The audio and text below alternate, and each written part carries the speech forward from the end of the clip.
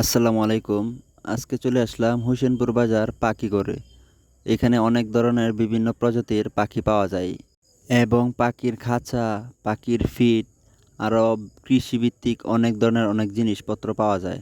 তো যারা হোসেনপুরের ভিতরে আছেন, যাদের প্রয়োজনীয় পাখি লাগবে, যেরকম বিভিন্ন ধরনের পাখি এখানে আছে, আপনারা এসে দেখে ভালো লাগলে অবশ্যই দাম দর করে নিয়ে যেতে পারবেন।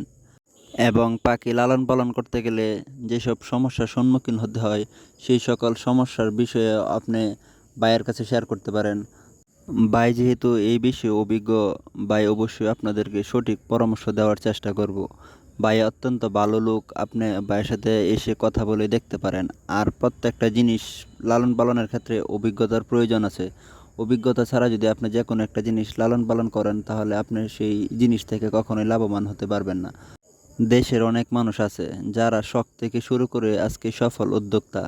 তো যাদের পাখির বিষয়ে অথবা কোয়েল পাখি বলেন, যে কোনো একটা পাখির বিষয়ে যদি বড় আকারে করার চিন্তা ভাবনা থাকে, আপনারা এক দুইটা করে পালন করে দেখতে পারেন। আপনি যদি সুন্দরভাবে সব নিয়ম মেনে পাখি লালন পালন করতে পারেন, তাহলে অবশ্যই আপনি সফল হতে পারবেন। প্রত্যেকটা সফল মানুষ এই ছোটোর থেকেই আজকে তারা অনেক বড় উদ্যোক্তা। তো আজকের ভিডিওটা এই পর্যন্তই। সবাই ভালো থাকবেন, সুস্থ থাকবেন। আসসালামু আলাইকুম।